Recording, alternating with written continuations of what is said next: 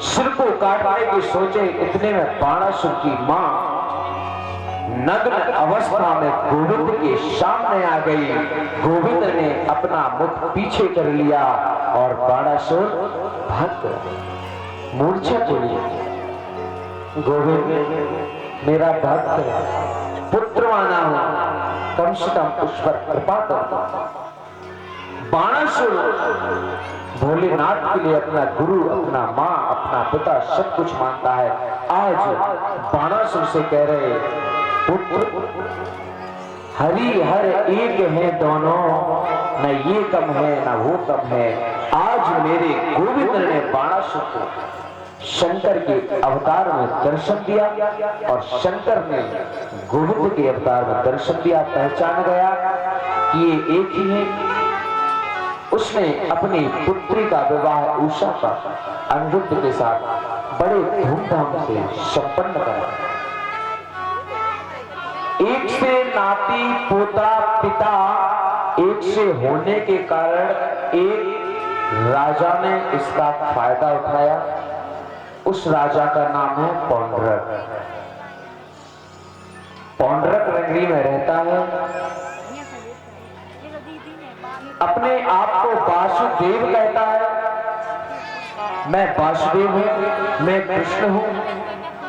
पीतल का नकली चक्र लगवाया, बटन दबाया, चक्र चालू, 2 नकली हाथ लगवाए। कस्तूरी केशर को अपने शरीर पर लेप किया, श्याम वर्ण बनाया और नगर में ढिंढोरा पिटवा दिया।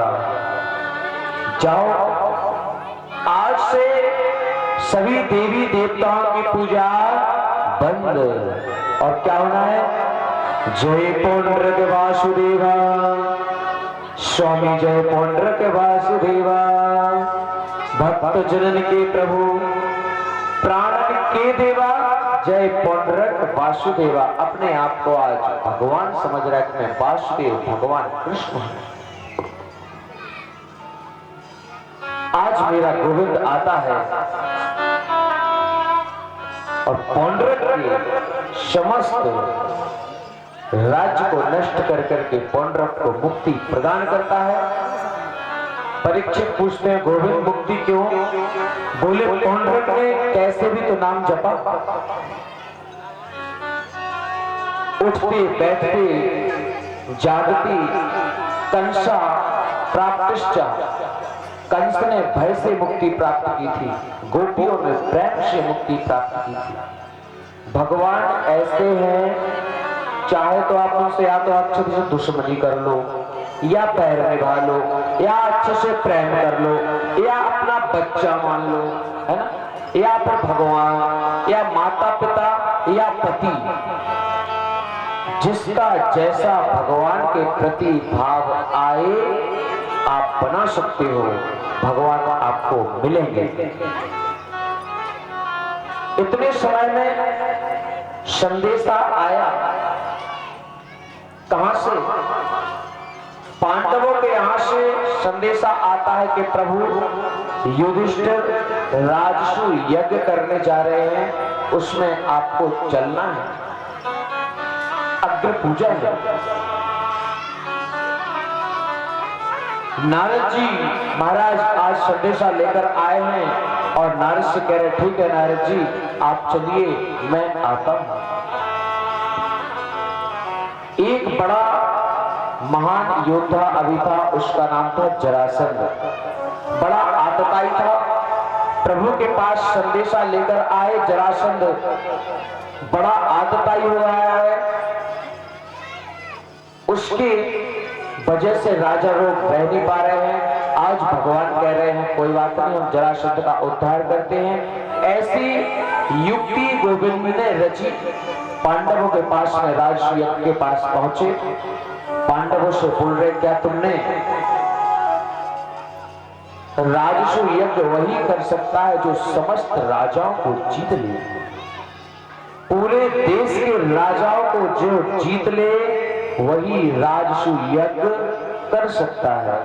और 100 राजसु यज्ञ जिसने कर लिए वो इंद्र का पद प्राप्त कर लेता है। आज पांडव राजसु यज्ञ करने जा रहे, मेरे गोविंद ने याद लगाई, क्या तुमने जरासंध को जीता? नहीं गोविंद, वही एक राजा है जिसको मैं जीत नहीं पाया, तब तुम राजसु यज्ञ नहीं कर सकते। क्यों नहीं जीता?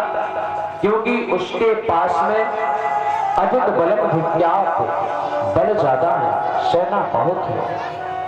गोविंद ने कहा कोई नहीं, हम आपके साथ हैं, गुरु रूपी नौका को पकड़ो। आज गोविंद भीम और अर्जुन को लेकर के ब्राह्मण का रूप धारण करके स्वयं जरासंध के पास में गए। न देहि राजेंद्र द्वंद्व से युद्धमन्य से। जरासंध ब्राह्मणों पर बड़ा प्रसन्न रहता था। क्यों प्रसन्न क्यों है? क्योंकि उसने ब्राह्मणों की कृपा से गोविंद को 18वीं बार युद्ध में हरा दिया था। 17 बार गोविंद से हार गया था, 18वीं बार उसने ब्राह्मणों से अनुष्ठान करवाया, खूब दान किया और ब्राह्मणों से कह दिया अगर मैं इस बार हार दिया तो तुम्हारा सर धड़ से अलग कर दूंगा। ब्राह्मणों ने गोविंद से प्रार्थना की, प्रभु हार जाना, हमारे भगवान रण छोड़कर भागे थे। आज तीनों आए ब्राह्मण का वेश धारण करके, अपनी पूजा से निवृत्त होकर जरासंध दान देने आता है ब्राह्मणों को। जैसे बाहर आया, तीनों ब्राह्मण भीम, अर्जुन और भगवान कृष्ण लाइन में लगे हैं। मांगिए मांगिए क्या चाहिए? आज हमारे गोविंद ने बोल दिया युद्ध देहि राजेंद्र द्वंद्व से यदि मन्य से। राजन, अगर आप हम पर प्रसन्न हैं तो मुझे वचन दीजिए, मैं जो मांगूंगा दूंगा। जरासंध कहता है ब्राह्मण, अगर तुम मेरे प्राण भी मांग लो तो मैं अपने प्राण तुम्हें दे दूंगा। आज वचन दिया है। गोविंद ने कहा मुझे द्वंद्व युद्ध चाहिए। जरासंध पहचान लिया तुम ब्राह्मण नहीं हो। हाथ पकड़ के देखा, ये हाथ है ना, शस्त्र चलाने वाले हाथ हैं। ब्राह्मणों के हाथ तो बड़े कोमल होते हैं, लेकिन जो आपके हाथ बता रहे हैं, हाथ का अंगूठा बता रहे हैं। तुम क्षत्रिय हो, सच सच बताओ कौन हो? मेरा गोविंद आज मुस्कुरा गया है। और जैसे ही मुस्कुराए ना, जरासंध कह रहा है अरे ब्राह्मण, मैंने तुमको कहीं देखा है। कहां? कहीं ना कहीं तो मैंने तुमको देखा है। एक गोविंद की मुस्कान है ना, पहचान गया। भाई 17 बार युद्ध में भिड़ा है, देखा तो है ही, लेकिन मेरे गोविंद ब्राह्मण भेष में, उनकी पहचान अगर हो सकती तो मात्र मुस्कान से। ठीक है, पहचान। मैं आपका पुराना शत्रु कौन? कृष्ण। ओहो कृष्ण, तुम्हारे साथ में कौन है? पांडव पुत्र भीम, अर्जुन। मैं जानता हूं कि तुम छल करते हो, तुम छलिया हो, कपट करते हो। मैं तुम्हारे साथ युद्ध नहीं करूंगा गोविंद। क्यों? जरासंध मन में सोचता है 17 बार तो भली हार गया, लेकिन 18वीं बार में ही जीता था। जीत के भी अगर मैं फिर हार गया गोविंद से तो मेरी सारी मट्टी पलित हो जाएगी। तो आज बहाना मार दिया उसने। मैं एक बार जिसको हरा देता हूं ना, उससे कभी दोबारा युद्ध नहीं करता।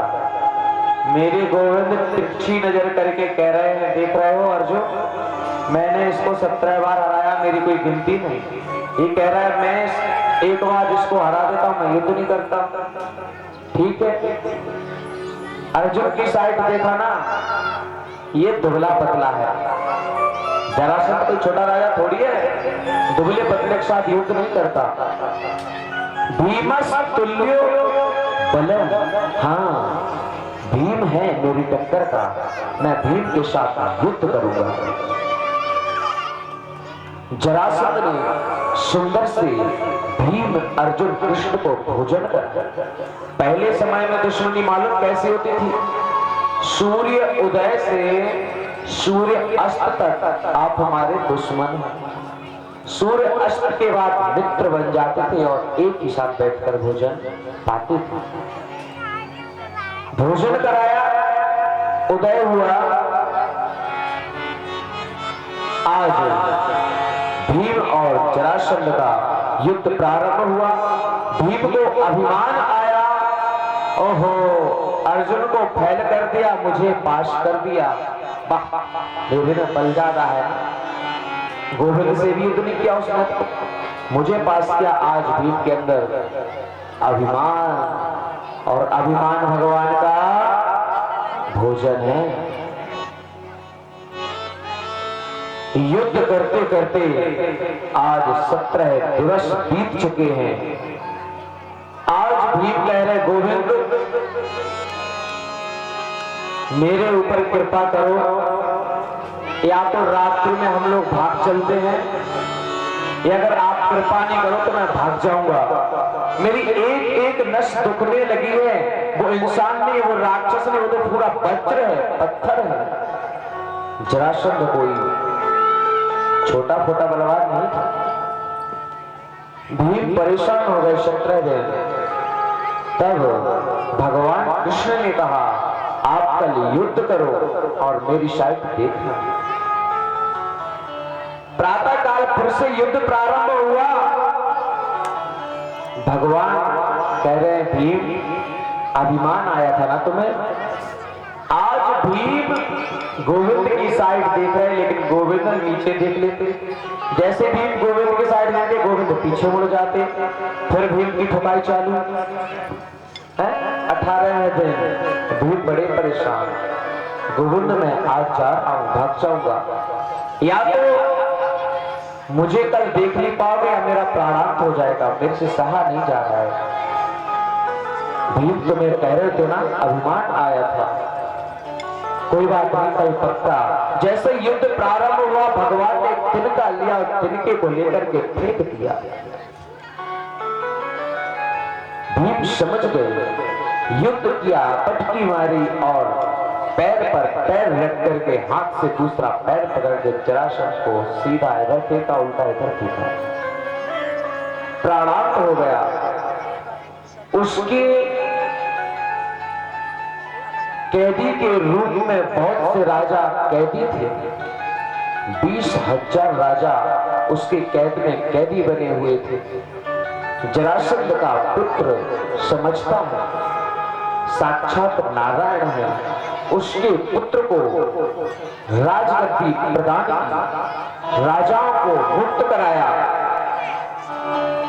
और जरासंध का मुकुट लेकर के और सोना लेकर के भीम अर्जुन आ गए। वही मुकुट परीक्षित जी महाराज ने धारण किया था। मार करके जो सोना मुकुट लेकर के आए हैं, वह मुकुट परीक्षित जी महाराज ने धारण किया। आज श्री सुखदेव जी महाराज कह रहे परीक्षित तुम्हारे परदादा राजसु यज्ञ कराए, जरासंध का वध करके आज राजसु यज्ञ होता है। राजसु यज्ञ में नकुल सहदेव चर्चा कर रहे हैं कि अग्र पूजा किसकी की जाए। अग्र पूजा का मतलब प्रथम पूजा किसकी की जाए। नकुल सहदेव कह रहे प्रथम पूजा गोविंद की जाए। उस सभा में शिशुपाल था, भड़क उठा क्रोध से, वो तो उसी दिन से बैर करने लगा।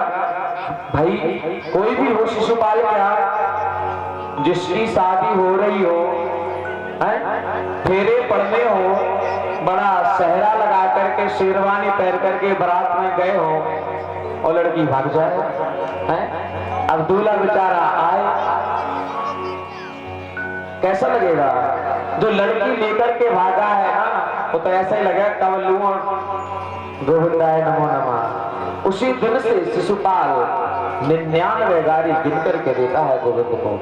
आज गोविंद शिशुपाल के सामने भरी सभा में बकने लगा, अरे पोखर का पानी पीने वाले, बेजड़ की रोटी खाने वाले, गमार ग्वाले, गाय को चराने वाले ग्वाली, तुम्हारी अग्र पूजा हो।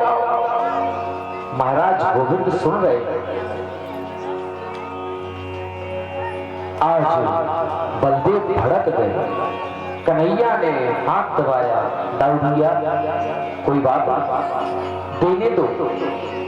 मैंने बुआ को वचन दिया था, श्रुत श्रुवा को, क्योंकि जब शिशुपाल हुआ था तो बड़ा भयानक हुआ था। उसके 3 नेत्र थे, 4 हाथ थी। आकाशवाणी हुई, जिसकी गोद में शिशुपाल गया वही इसका वध कर सकता था। सभी लोग थे, सबकी गोद में एक एक करके शिशुपाल को दे रहे थे। जैसे गोविंद के हाथ में गया, शिशुपाल के 2 हाथ और 1 नेत्र चले गए। आज बुआ कहती, गोविंद तुम मेरे पुत्र को मारोगे? गोविंद ने वचन दिया, बुआ तुम्हारे पुत्र के 100 अपराध एक साथ क्षमा करूंगा। जब से वहां से कुंडलपुर नगरी से लौटा शिशुपाल 100 गाली नहीं देता है, गिनके 99 गाली देता है। आज शिशुपाल बके जा रहा है, बके जा रहा है। जैसे ही 100 गाली पूरी भई, मेरे प्रभु ने अपना सुदर्शन निकाला, शिशुपाल का सिर धड़ से अलग किया, शिशुपाल को सायुज्य मुक्ति प्रदान की। उसी भरी सभा में द्रौपदी बैठे, पांडव बैठे। जैसे चक्र वापस अपनी उंगली के पास में आया, प्रभु को हल्का सा खून निकल गया। सब देख रहे, गोविंद को लग गई, गोविंद को लग गई। द्रौपदी उठी, अपने पल्लू का चीर फाड़ा और उंगली में बांध दी। गोविंद कह रहे, बहन इसका कर्ज मैं चुकाऊंगा समय आने पर।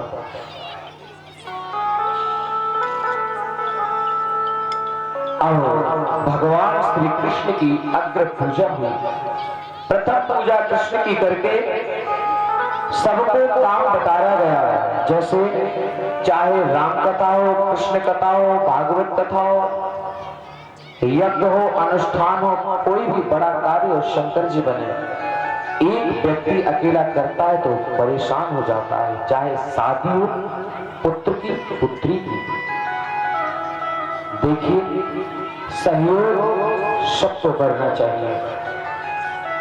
ये मैं नहीं कह रहा हूं, ये भागवत जी कह रही है। इसी यज्ञ में आप सुनेंगे, इस यज्ञ में सहयोग किस किसने किया। सज्जनों, अगर थोड़ा थोड़ा हाथ बटा लेना, जो करा रहा है उसके अंदर शांति होती है। तो मेरे साथ कुछ हैं, मेरे भाई हैं, मेरे मित्र हैं, मेरे अपने हैं, मेरे रिश्तेदार हैं, बताना चाहिए। अग्र पूजा सबके लिए कुछ ना कुछ काम सौंपा गया। आज भगवान श्री कृष्ण कहते हैं, भंडारे में और दान देने में किसको किया जाए। आपके घर में लड़के या लड़की की शादी होती है तो एक कमरे में रसगुल्ले, पूरी, खीर, रायता इत्यादि इत्यादि चीजें रखी रहती हैं। उसमें आप कोई ऐसा मेन व्यक्ति कर देते हो कि जो बर्बाद ना जाए। एक बाल्टी की जगह 2 ना ले जाए। एक बाल्टी तो पड़ोस में पहुंची, दूसरी बाल्टी चल रही है ना। समझदार व्यक्ति करते हो ना। कोई दुश्मन तो नहीं करते जो सोचे कि रसगुल्ला जल्दी बढ़ जाए, इनकी नाक कट जाए, नहीं करते हो ना। तो आज गोविंद कह रहे हो, पांडव दुर्योधन तुम्हारा दुश्मन है और कर्ण, इन दोनों को तो ऐसी सेवा दो, दान वाली सेवा दो। क्योंकि दुर्योधन दुश्मन है, वो जब दान करेगा तो वो सोचेगा कि मैं इतना दान करूं, इतना दान करूं कि इनका पूरा नष्ट हो जाए और इनकी नाक कट जाए, ये दरिद्र हो जाए।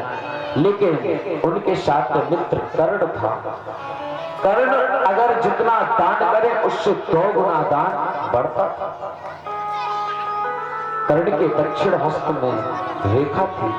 आज दुर्योधन कर्ण जितना भी दान कर रहे हैं, 2 किलो कर रहे हैं तो 4 किलो अपने आप बढ़ रहा है। दूसरी सेवा, भीम को भंडारी की सेवा सौंपी गई है। देखिए, खाने और खिलाने का तरीका हर किसी को नहीं आता। अगर कोई व्यक्ति 8 रोटी खाता है और कोई व्यक्ति 2 रोटी खाता हो, 8 रोटी खाने वाला व्यक्ति बैठा और 2 रोटी खाने वाला व्यक्ति परस रहा हो, तो वो तो यही खाएगा, साहब ये भी 2 ही खाता होगा। तो 2 के बाद तीसरी लेके आएगा, पूछेगा रख दो कि नहीं, तो एक बार तो कहेगा रख दो, दूसरी बार देखेगा हाँ भैया ला रहा, रख दो कि नहीं, दूसरी बार भी श्रम से कह देगा रख दो, तीसरी बार लाएगा श्रम से कह दे भैया बहुत भर गया, अब नहीं चाहिए। तो खिलाने का ढंग उसी में है जो खा के जानता हूं। आज पवाने की शौक, खिलाने की सेवा भीम को दी गई एवं अतिथियों का सत्कार करने की सेवा द्रौपदी ने ली। सबके पास में अपनी अपनी सेवा बन गई, बचे मात्र भगवान कृष्ण। आज गोविंद क्या सेवा ले रहे हैं? जितने अतिथि आ रहे हैं सबके पैर धुला रहे हैं। गोविंद राजसु यज्ञ में जितने अतिथियों ने भोजन किया है, आज मेरा गोविंद सबकी जूठी पत्तल उठा रहा है। जब मेरा गोविंद अपने मित्र के यहां पैर धुलने की जूठी पत्तल उठाने की सेवा कर सकता है, अरे हम तो मनुष्य हैं, आप तो अपने रिश्तेदार के यहाँ हो, तुम्हारे ग्राम में भागवत हो रही है, थोड़ा थोड़ा हाथ बटा लो तो क्या हो जाएगा, अकेला व्यक्ति परेशान नहीं होगा। राजसु यज्ञ कहां चल रहा है? इंद्रप्रस्थ। इंद्रप्रस्थ किसे बोलते हैं? पहले समय में दिल्ली को पांडवों ने इंद्रप्रस्थ बनाया था, आज उसका नाम दिल्ली है। अरे प्रयागराज को इलाहाबाद बना दिया, हरिगढ़ को अलीगढ़ बना दिया, ऐसे ही इंद्रप्रस्थ को दिल्ली बना दिया। महाराज इतना सुंदर इंद्रप्रस्थ, इतना सुंदर था कि उस इंद्रप्रस्थ में दुर्योधन घूमने आया। जहां पर दीवार है ना, वहां पर उसको आग दिखाई दे रही है, जहां पर पानी है ना, वहां पर उसको जमीन दिखाई दे रही है, और जहां पर जमीन है वहां पर पानी दिखाई दे रहा है। बड़ा अद्भुत। प्रवेश किया महल के अंदर। द्रौपदी आज अट्टारी पर ऊपर खड़ी है। एक दासी आई, महाराज डरिए मत, यहाँ पे पानी नहीं है, लेकिन वह पानी जैसा लग रहा है। आज दुर्योधन उसी के ऊपर से निकलता है, चौंक जाता है कि वाह पानी जैसा लग रहा है, लेकिन पानी नहीं है। आगे चला, दुर्योधन बढ़ रहा था, दरवाजा था, गया दीवार से टकरा गया, कोई दरवाजा नहीं है, सीधे का उल्टा है, इतना सुंदर बनाया। आगे पानी था, दासी आई, महाराज सावधान, आगे पानी है, लेकिन दुर्योधन ने सोचा पानी कहाँ है, ये तो जमीन है। चल पड़ा, जैसी मस्ती में चला, पानी में धड़ाम से गिरा, ऊपर द्रौपदी बैठी, देख रही सब, हंस पड़ी। उसके मुख से निकल गया, अंधे के अंधे ही होते हैं। महाराज इस बात में ना जाने कितनी माताओं को, कितनी बेटों को, कितनी माताओं को विधवा बनाया, कितने बेटों को उजाड़ा, कितनी हत्याएं, महाभीषण युद्ध, महाभारत। अंधे का पुत्र अंधा,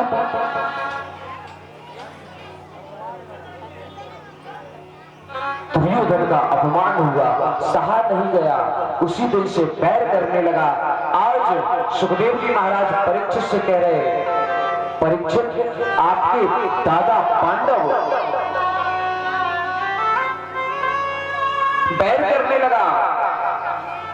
उसने जुआ खेला अपने मामा शकुनी के चक्कर में। तुम्हारे पांडव दादा जुआ को हारे, इस बात में से तुम्हारे दादा को 13 वर्ष का वनवास हुआ। 13 वर्ष वनवास के बाद में 1 साल तुम्हें लाक्षा गृह में रहना पड़ा। तुम्हारी मां, पांडवों की मां, बड़ा दुख सहना पड़ा। किनको कथा सुना रहे? सुखदेव जी राजा परीक्षित को।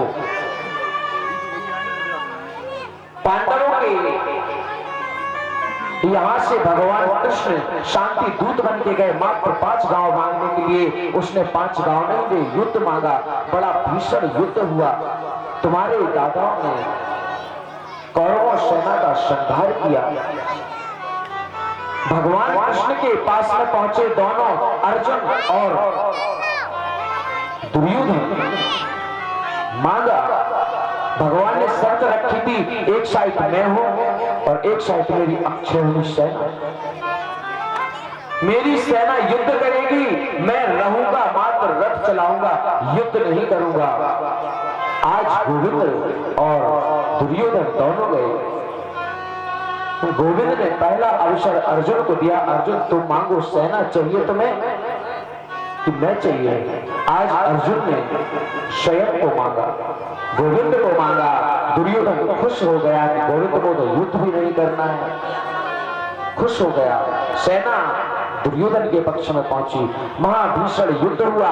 पितामह भीष्म, कर्ण, विकर्ण सब के सब महाराज, तुम्हारे पांडवों ने गोविंद की चरण रज का आश्रय लेकर महान भीषण युद्ध जीता। परीक्षित जब गोविंद सभागमन चले गए थे, अपने धाम को चले गए, अर्जुन छोड़ने गए। भीलन लूटी गोपियां, वही अर्जुन वही पाप। जैसे गोविंद चले गए ना, सारी शक्ति चली गई। माता कुंती का प्राणांत हुआ। परीक्षित तुम्हारे बाबा तुमको राज्य देकर के स्वर्ग सिधार गए थे और तुम अपना राज्य बड़े मस्ती से चला रहे थे। जो कलश तुम्हारे पांडव लेकर आए थे पर बाबा, जो मुकुट जरासंध के हाथ से, उस मुकुट को तुमने पहना। तुम्हारे सामने परीक्षित गाय और बैल खड़ा था। बैल रो रहा था।